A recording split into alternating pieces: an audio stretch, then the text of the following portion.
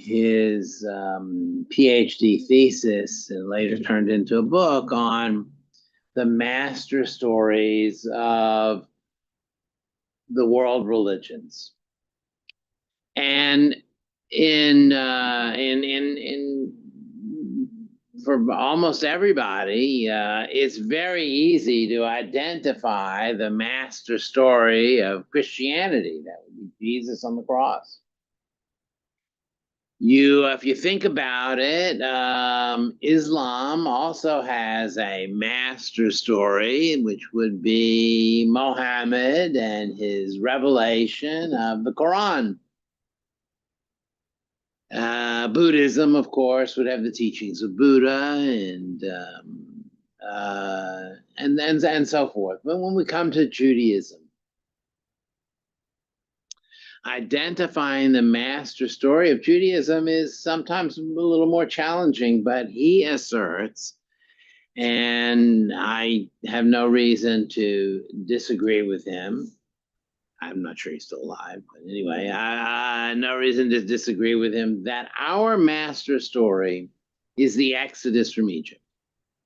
That story, which occupies such a central place in Judaism, he identifies as really being the animating story of who we are. And if you think about it, we have the five books of Moses, the biggest of which is the book of Exodus. The story of the book of Exodus is, of course, this story of Passover, this story of leaving Egypt.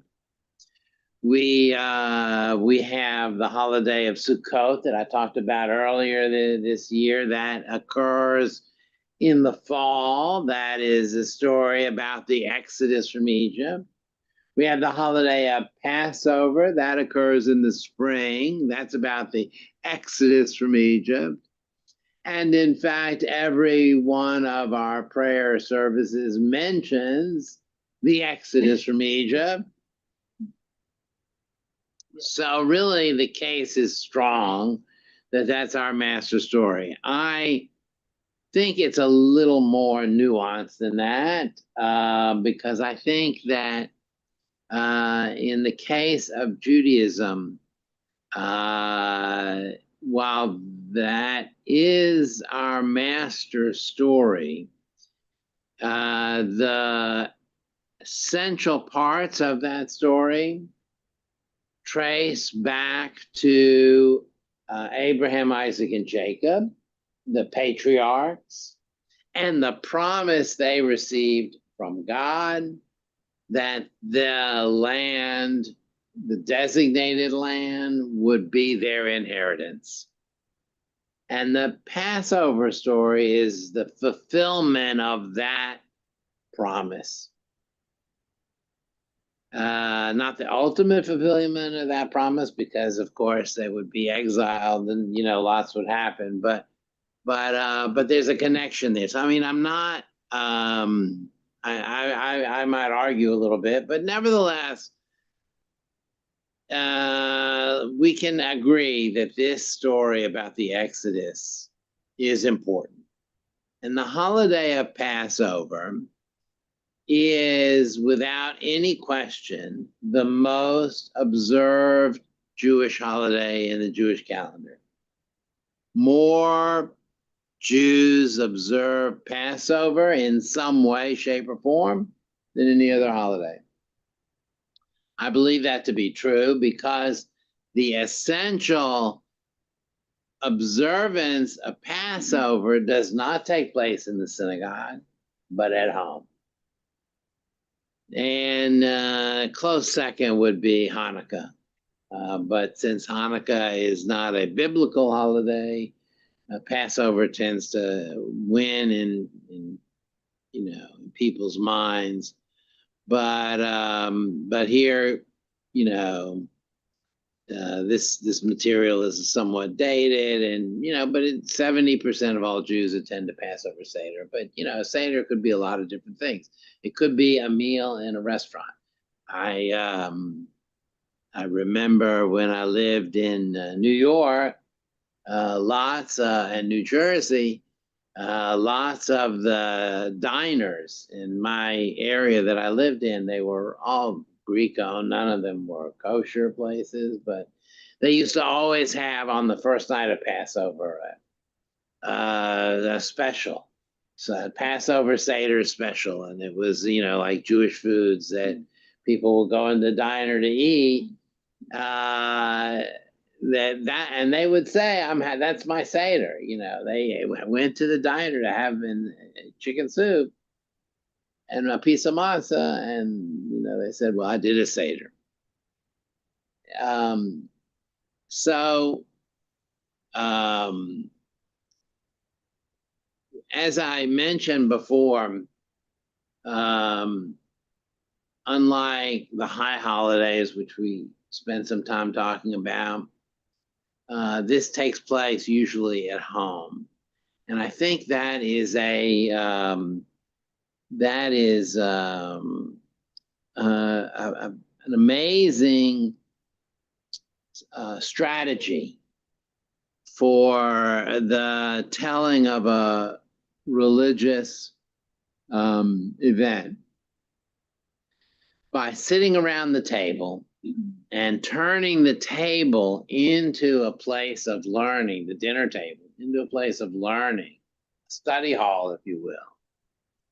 And by using the symbols of food on the table to be conversation starters. The meal, the power of Passover is very strong. And I think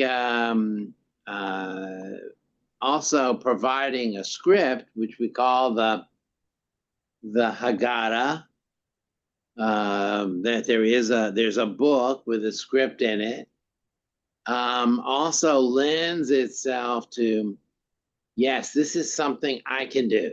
I can get a book. I can sit at home. We can buy a few of these Passover foods or make a few of these Passover foods. It doesn't it doesn't matter how religious or non-religious you are. You can accomplish a Seder at home with friends or even by yourself or however you want to do it. And it can be a meaningful experience. The other part of the Seder that I would say is by its design, it's intergenerational. That like Hanukkah or other things, sharing it with children is one of the most powerful parts of the Seder. There are parts of the Seder intentionally assigned to the children of the home. That gives kids a role, keeps them interested, keeps them engaged. And there are games like going to the door and answering the door for Elijah, keeps kids engaged. I mean, if Elijah comes to the door, it might keep the adults engaged too. But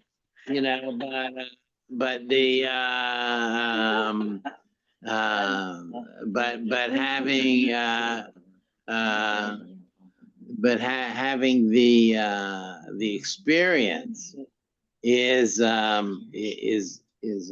huge memory for most children, and people who've grown up Jewish can pretty much tell you the memories they have at the Passover Seders that they experienced as kids. So what is the story? The story starts in the beginning of the book of Exodus, when there is what we call a story, and it's called an Annunciation story, a story of a child being born at a time when Pharaoh, the king of Egypt, has decided to quash any uprising by the Jews by eliminating the male children who are born of Jews. And then one family puts their baby boy into a basket and lets that basket float down the Nile River, where the basket is rescued by a princess, Pharaoh's daughter. That story is a classical example and appears in other myths and faith traditions as a classical example of the announcing of something that's going to happen in the future. A baby is born, one particular baby. Again, you can hear in echoes in that story of other faith stories. Of course, the baby's name is Moses, and Moses grows up, and through events in Moses's life, Moses witnesses the burning bush and is told by God that his job is going to be to free the Israelites. And he goes to the palace and confronts the person who rescued him, Pharaoh. And Pharaoh refuses to let him go, and there ensues a series of 10 plagues. Each one of these plagues are something bad that happens to the Egyptians. The last plague, an echo of Moses's birth story, is the death of firstborn males in the Egyptian households. It is the retribution it is the opposite of, Pharaoh was killing all the baby boys, and now in the end of this story, for the Israelites leave Egypt, the firstborn males, not all the males, but the firstborn males die. The Israelites are saved and go into the desert and make their way, of course, for 40 years. Wow. So it's neat. Well, I mean, it started with the firstborn males, Hebrew males, mm-hmm. and then it kind of ends with the firstborn Egyptian males. Yeah. No, there's a lot of neat parts. I mean, the story itself, we could spend, and we have spent, we do, and we can spend a lot of time talking about that story. Because there's a lot of each one of the plagues, in fact. Well, there's a lot of parallelism in each one of the plagues. There's a lot of the actions that happen. But again, the story itself, in the form of ancient myths, it's very deliberate kind of story, has a richness to it that can be exploited, I guess, or used at the Seder table. So, for example, that teaching of the parallelism of the beginning and the end, that's a classic thing that I've taught at many Seder tables. But there are plenty of other interesting things like matzah, the meaning of matzah. We'll talk about that in a minute. I'm not going to go through each of the 7 chapters of the Seder because I just sort of did that. But Passover itself is meant to be a kind of holiday also of renewal. So it's also meant to be a new year. Actually, the first month of the year begins with Passover, even though the new year is 6 months earlier. The Jewish New Year is 6 months earlier. The first month of the year begins with Passover. And in order to mark the beginning of Passover, we start the Passover holiday, the first thing we do is weeks before Passover, we begin to clean our homes. And Passover, or the observance of Passover, requires that we remove what is called chametz. You see that right here on the board. Chametz means leavened bread. And the Torah tells us that we are to remove every crumb of chametz, leavened bread, from our homes. Torah says it's because the Israelites could only eat unleavened bread, matzah. You know what matzah is. They could only eat unleavened bread because they left in such a hurry. But that in itself is also a kind of interesting story. Let's also remember that in the early days of when our people were nomads and were wandering in the desert and had a nomadic existence, they made bread at home. And if you've ever made sourdough bread, you know that you need a starter, right? And that was how the ancient Israelites made their bread. And to this day, the Bedouins who live in the desert of Israel and of the Negev, they make their bread, their pita bread, flat bread, out of starter dough. And every year, the Bedouins also throw away last year's starter dough and take a week to begin another batch of starter dough. It takes about 7 days, 8 days. Passover is about 7 days, 8 days. And start over a new batch. They believed that new batch of starter dough was like starting a whole new year. It was going to be fresh. It's not going to have any impurities in it. It was going to have a kind of spiritual meaning. We do the same thing. We clean out our house, get rid of all the chametz, of all the bread that has been used, and we start our year off only with unleavened bread.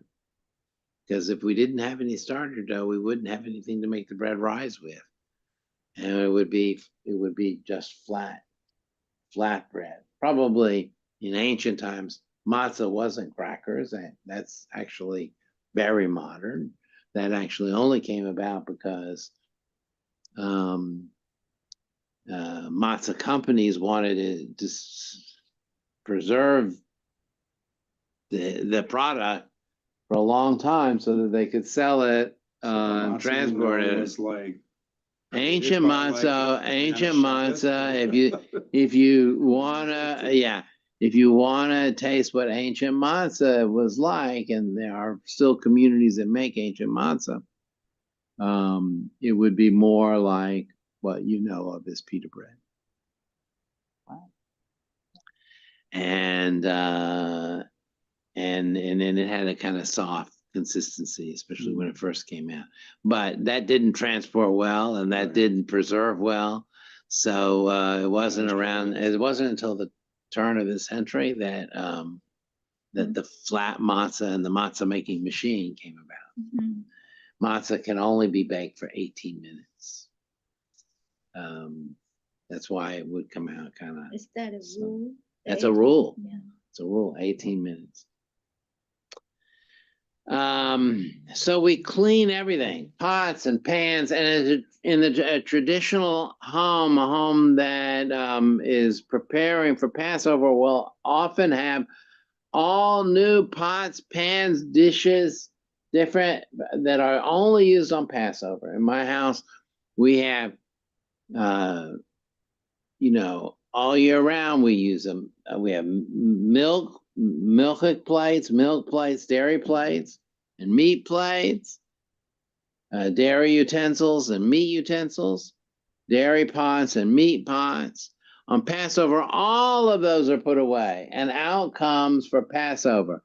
Passover dairy plates, Passover meat plates, Passover dairy pots, Passover meat pots, Passover. Everything is different. And so that on Passover we bring out everything different because we're getting rid of all the crumbs of leavened bread, starting everything fresh. And so for the 8 days of Passover, we have all new things in the house. And the house is clean as we get ready for the Seder. As I mentioned, the Seder takes place at home. The book that we use for the Seder is called the Haggadah. Haggadah.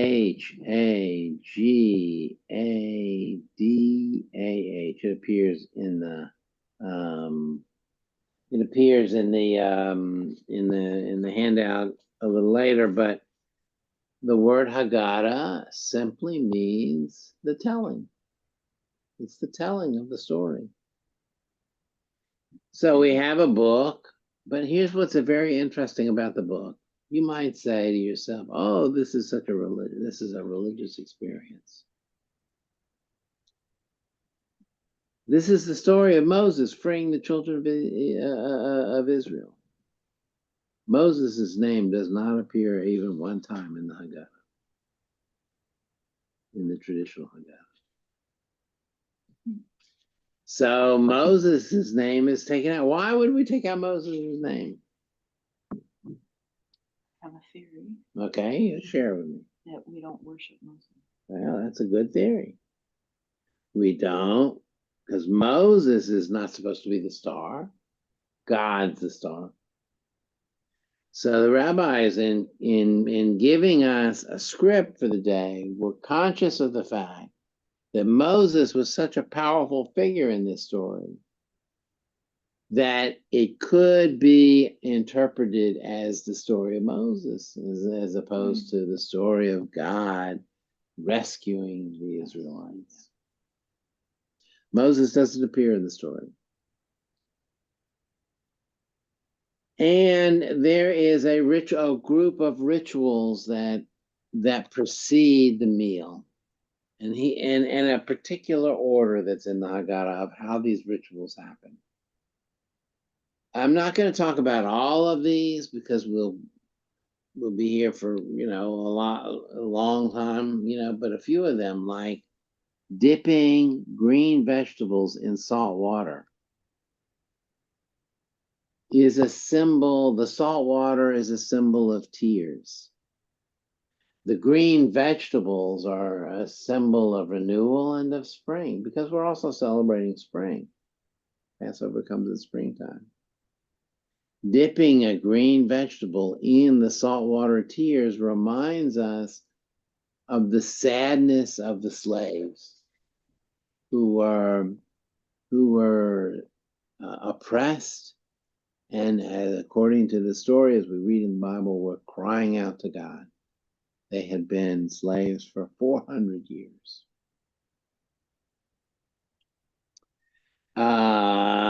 Other notable, the matzah talked about, notable rituals, eating a bitter herb. Often that's horseradish.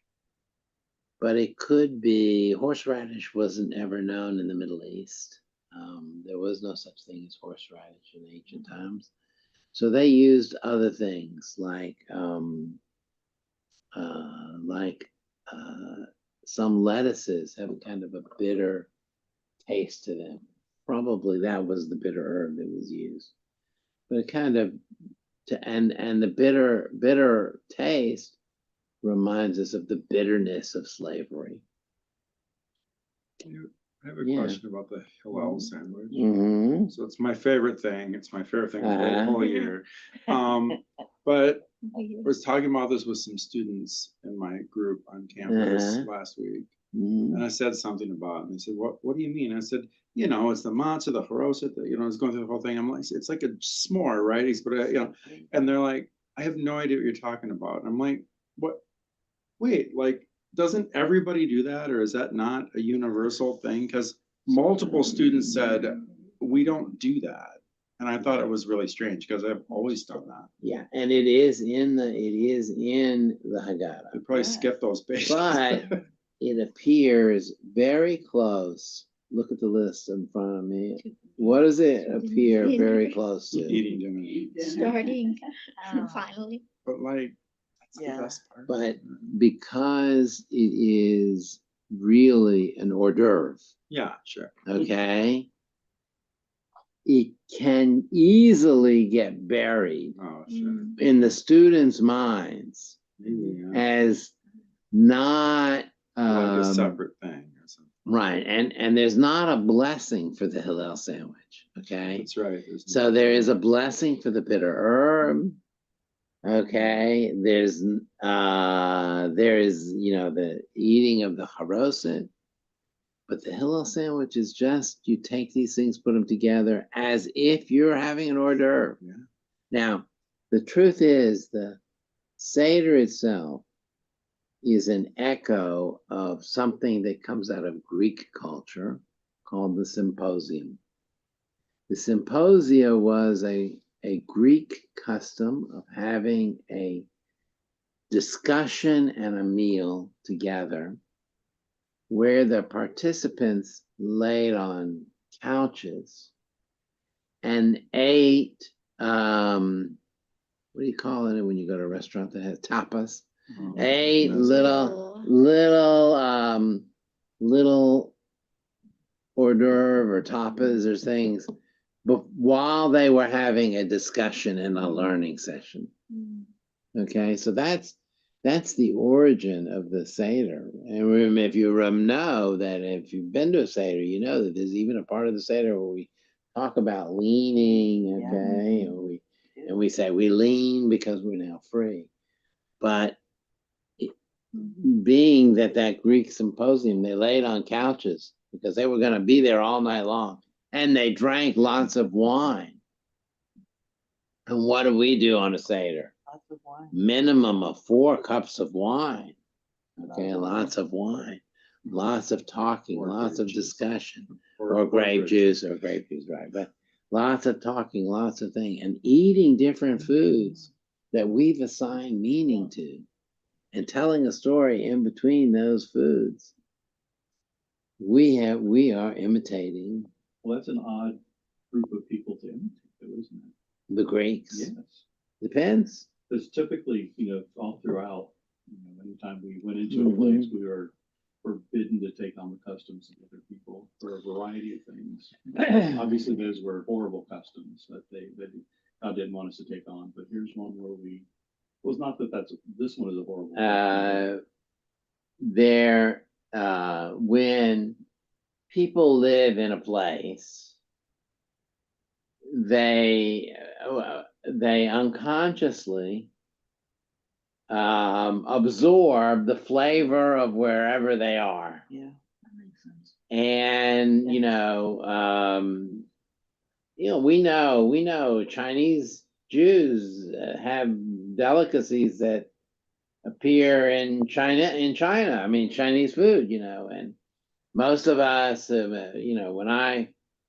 my family is from the area known as Belarus. And when I went there and I went into a local restaurant and looked at the menu, it was all things that my grandmother used to make that I thought were all Jewish foods, but they were not Jewish foods. They were actually the local foods from where she was living.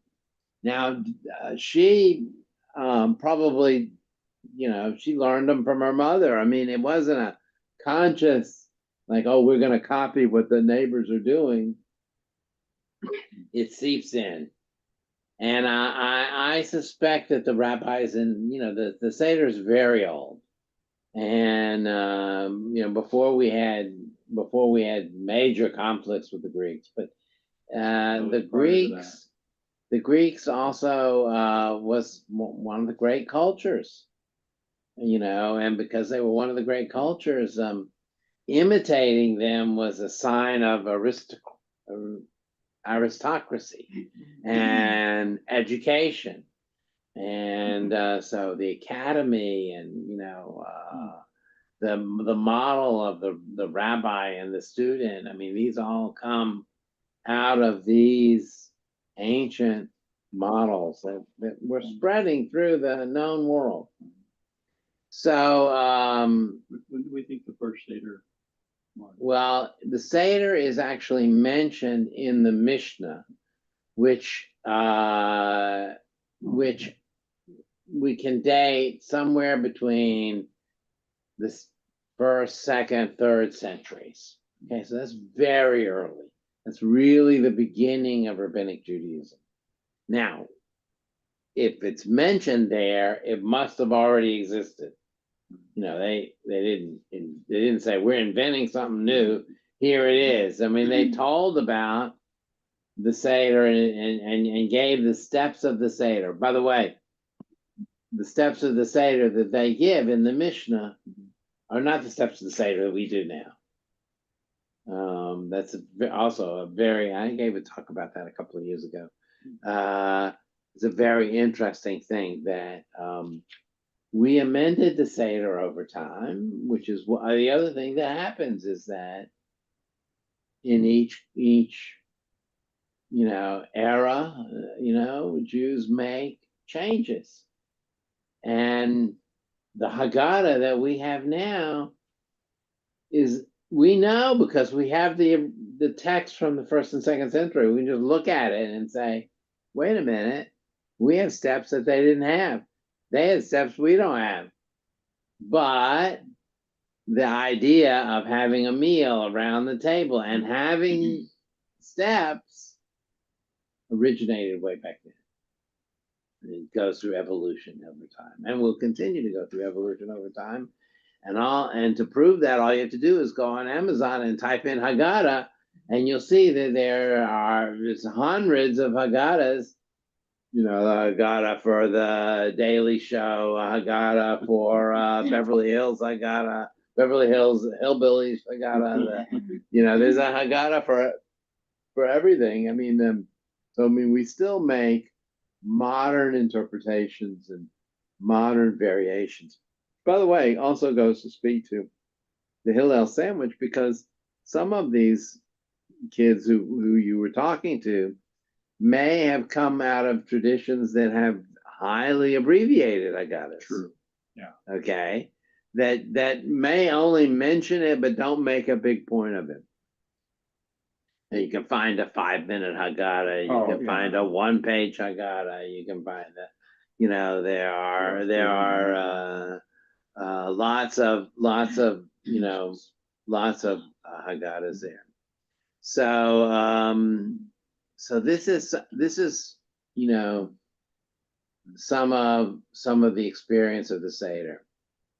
I think most all of us have been to a Seder, right? Yeah. Anybody have any memories or particular thoughts, even if a Seder you grew up on, memories of a Seder or a question about a Seder? Someone told me at the Seder to put butter and salt on the matzah. That was a game changer. Put butter and salt. Butter and salt on it because it tastes better, huh? Sure do. Yeah. Well, except that if it's a meat meal, you can't have butter on it. But anyway, not all Seders are kosher. Not all Seders are kosher. Many are not.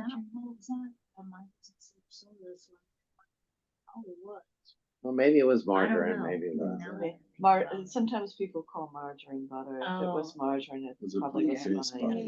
Yeah. If it was like a vegetable base. But it is true. Matzah can taste better with anything on it. With anything on it. Nothing to help it go down. Doesn't have a whole lot of things. All right, that's a good story. Anybody else care about a Seder? The wife falling asleep at the table The wife fell asleep. because of all the work that goes into Oh, for sure. Oh my God. Oh yeah. And the cups of wine. That's Yeah, I By the mean, time you're on the 4 floor. cups of wine or 3 cups of wine, and then you're tired. yeah, so this is usually a lot of work. And yes, people fall asleep, and a lot of times the kids fall asleep, and I love the singing. the singing. There are a Love the lot of singing. songs at many Love the Seder. singing. Depends on the Yeah. Seder, a lot of songs, a lot of singing, a lot of.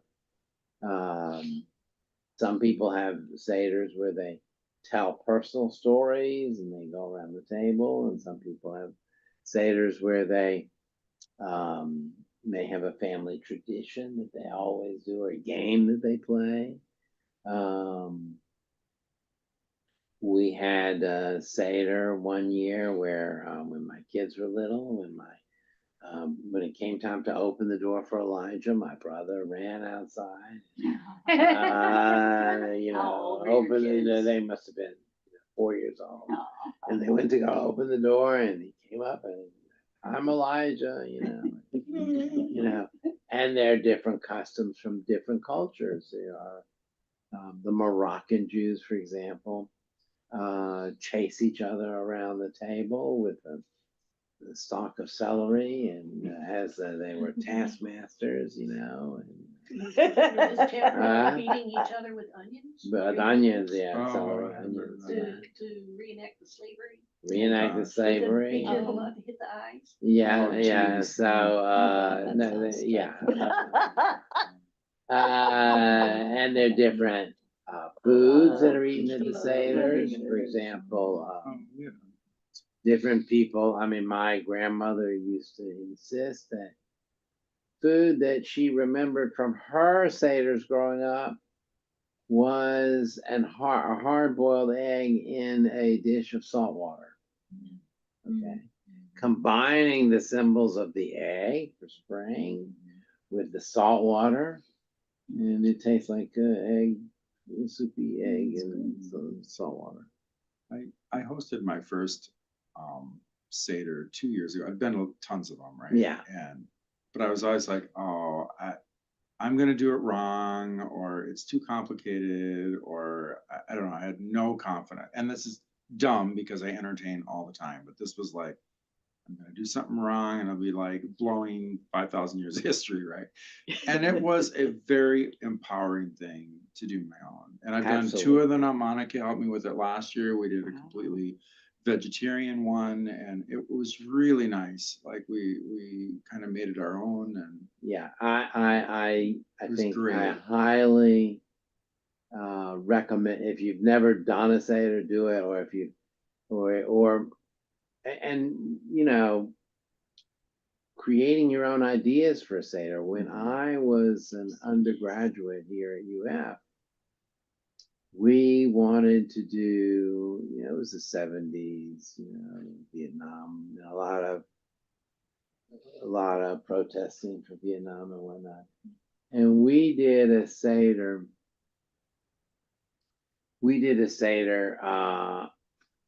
At Hillel, where before the Seder, we made linoleum blocks, cut linoleum blocks, and each one of us made one picture of the story of the Exodus, and printed them and made our own Haggadahs, and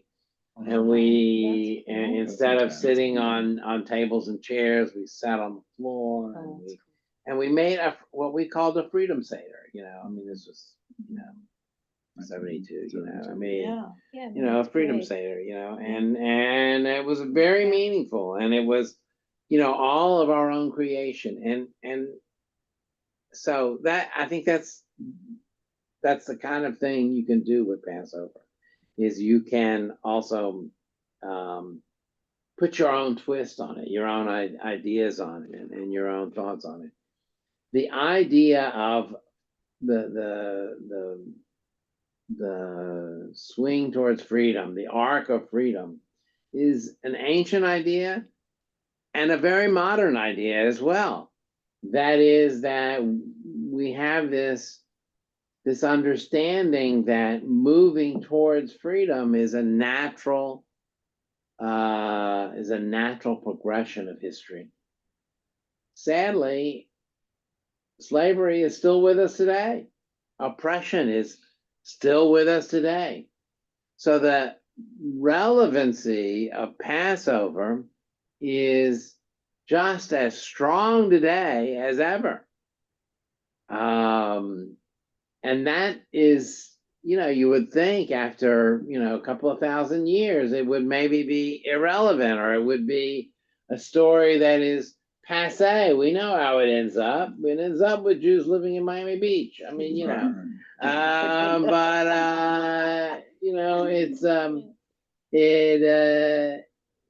but it is every bit as relevant and as meaningful a story now as it is then, if you think about it and if you interpret it in that way.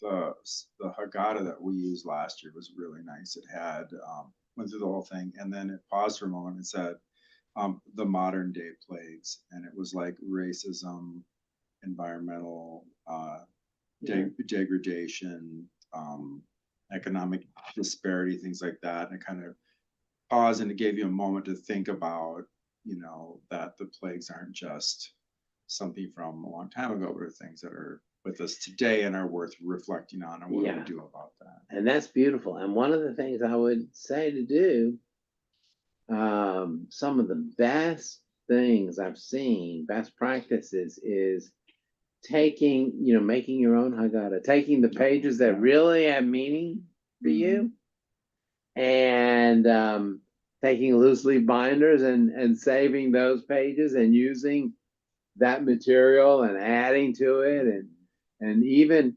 assigning, guests at your Seder to say, you bring a reading on freedom, or bring a story. When years ago, when there were Holocaust survivors around the table, hearing their stories of moving towards freedom, was very meaningful. Oh, yeah.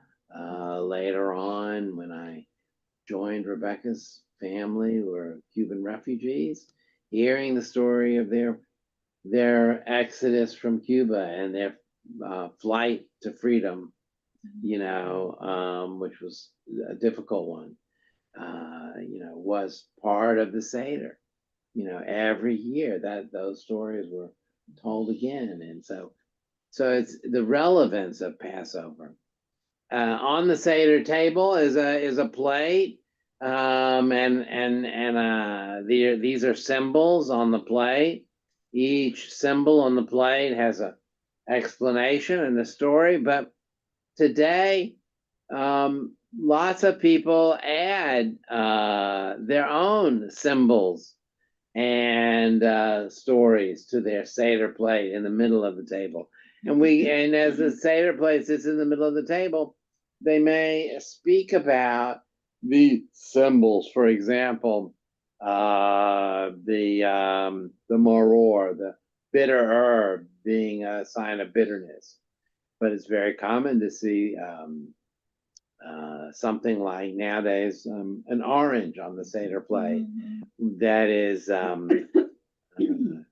really a story of feminism and equality. There's a whole myth story behind that as to why that's on the Seder plate. But having that there as a conversation piece is important. When I was a kid and we did the Freedom Seder at Hillel, it was all about finding symbols. We were trying to get the Jews out of the Soviet Union in those days, So finding a symbol on the plate that reminded us of the struggle of Soviet Jews to leave Soviet Russia and be able to practice their religion. And so people still add to this day, and every single year I read about a new edition. Somebody else has come up with a new edition. Last year, symbols for recognizing the plight of immigrants, in the United States and around the world, who are, finding challenges, and that is so relevant. Again, brings great relevance to the event. Sitting on the table. I mean, I can't talk about everything, but sitting on the table is a cup for Elijah. And Elijah, the prophet Elijah, who was a prophet mentioned in the Tanakh, in the Hebrew Bible. The prophet Elijah is there for what we call liminal moments in life. That's moments where we go from one state of being to another. So, for example, when a baby is born, Elijah's presence is called upon. We talk about Elijah at other moments of life too, but on the Seder table is a cup of wine, because Passover is not only about redemption that happened long ago. Passover is also about an ultimate redemption, kind of messianic redemption for humanity. That Passover is also a symbol of that ultimate freedom, that time of times when everybody in the world will have enough to eat, and then and there'll be no war, and there'll be peace. And so Elijah, who is understood to be the announcer of that messianic age, is invited to the Seder table, tempted maybe with a glass of wine, which you could find at every table. But anyway, with a glass of wine, so that he will announce this is the beginning of that final redemption, of that worldwide redemption, universal redemption. The book talks about the orange. And so I'll see if anybody has any questions about Passover. You can see Passover it's the last 8 days. There are religious services on Passover. The first 2 days and the last 2 days are considered a holiday, where like Shabbat, where we don't work. So there are services in the synagogue, but the main observance is the Seder. There are in traditional homes 2 Seders. The first 2 nights of Passover are Seders. You can say to me, why 2 nights of Passover? And that is an interesting story, but it occurs because the commandment to observe Passover is such a strong commandment. That is to say, that a Jew that does not, the Torah says, Jew that does not acknowledge Passover is cut off from the Jewish people. But Jews lived in an era before modern calendars and calculators, and they lived in an era where time was kept by the moon, and getting the exact day was a kind of inexact science, because when you tell time by the moon, if all it takes is a good cloudy day, and you don't know where, or 3 or 4 cloudy days, you don't know where you are anymore. So the rabbi said, you know what? It's such an important observance that we are going to make sure we're going to give 2 opportunities to do a Seder. That way you're bound to hit the right day on one of those 2 times. And you can't do a good thing too much. You can only do it too little. I always recommend that you do 2 very different Seders, that you don't do the exact same thing. If you have 2 Seders, make them very different from one another. That's the reason the Seder I do here in the synagogue, by the way, is always very different. If you've come to my Seders, you know that we always do a lot of games and silly things and conga lines and whatnot, because I really feel that you need to make both of them different feelings. And we do the whole thing here. We do the whole thing, meal and everything, in an hour and a half, an hour and 20 minutes. We get through the whole thing. It's very possible to do that. It doesn't have to be 6, 8, 10 hours. And some people love that. They want to go 6 hours or all night long or whatnot. That's fine if you want to do that, but that's not my style. My style is to have a lovely evening, to learn something, to talk, to grow, to smile, to laugh, and to be together. So that's my story about Passover. Let me just say this: we call it in English Passover, but there is no real word like that in Hebrew. The name of the holiday is Pesach. Pesach does not mean Passover. Pesach is the name of the sacrifice that the Israelites did before they left Egypt. When on that night of Egypt, they offered a sacrifice that was called Pesach.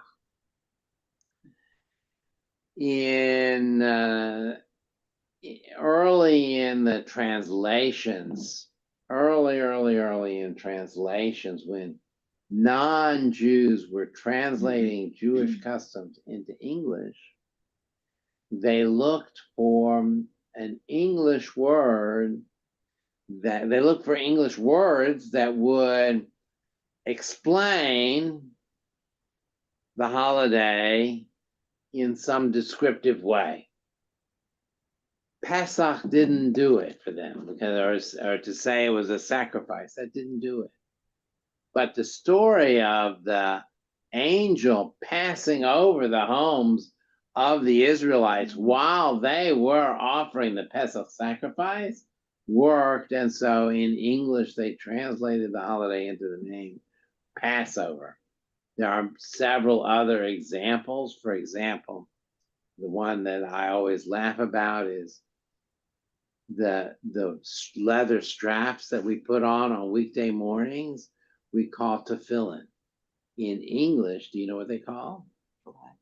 Phylacteries. Which nobody has ever said ever. No.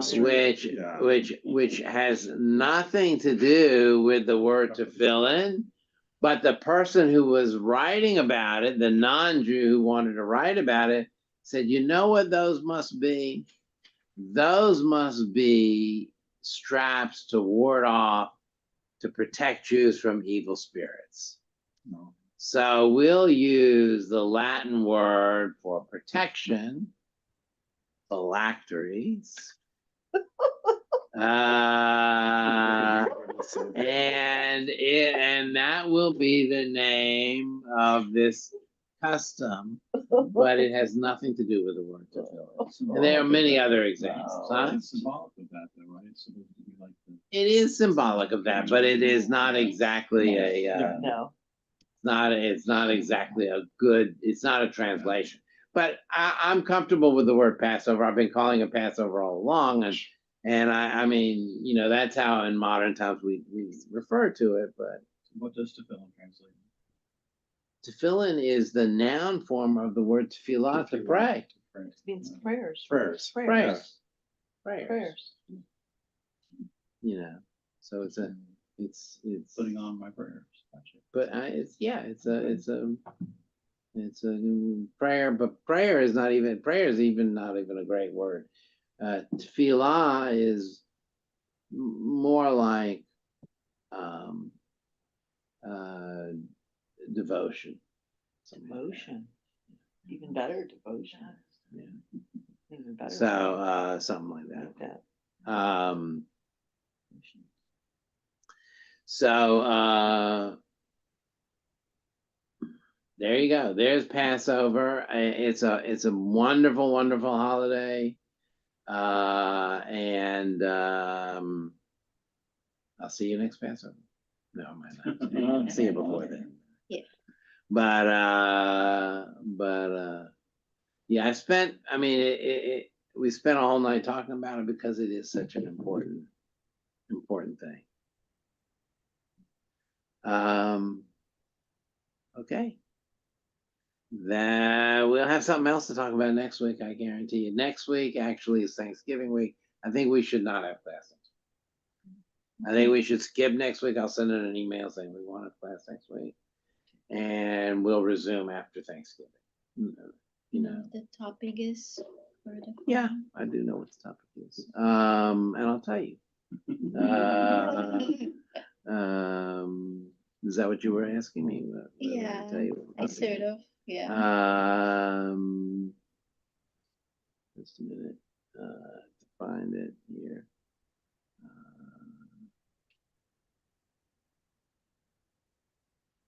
It is going to be. Oh, it's not that important. It's God. Just a small Yeah. topic. Just a small topic. Can't prepare for that. It's theology. Jewish theology, but it's God. It's a topic. I'll bring in pictures.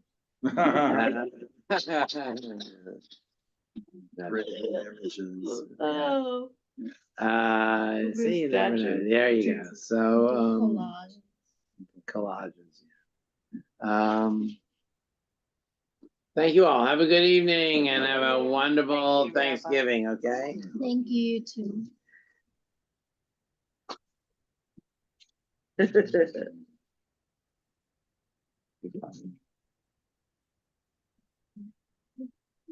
So I can also be serious. So people are giving me a business card. Oh, okay. So I'm a Medicare provider. Okay. I just had someone in my office today who she was saying, "Oh, you work with children?" No, not under 18. Not under 18. Okay. Mhm. Well, But that's what I mean. it's for somebody who's looking for their. But They you said the can, waiting lists are so long. yeah, for child it's incredibly psychologists. difficult. It's the same for Medicare. It's Yeah. there's just not enough providers. What do you do for Well, a living? I'm a psychologist. It's good to know. And Thank I'll you. I'm a also nurse. give it to, my wife works at a gerontology practice, you know, know. so I'll give your card to her. So, Thank you you. know, it's. That'd be really great. The need is Yeah, tremendous. I used to be a Medicare provider and then I stopped and then I decided to do this again because there's a lot of older adults cannot pay out of pocket because, Yeah. so Yeah. I'm just like, I want to see older adults. I'm going to go back on that even though it's complicated. Well, it is complicated and, a lot I of- don't know if the reimbursement is what. It's You know. okay.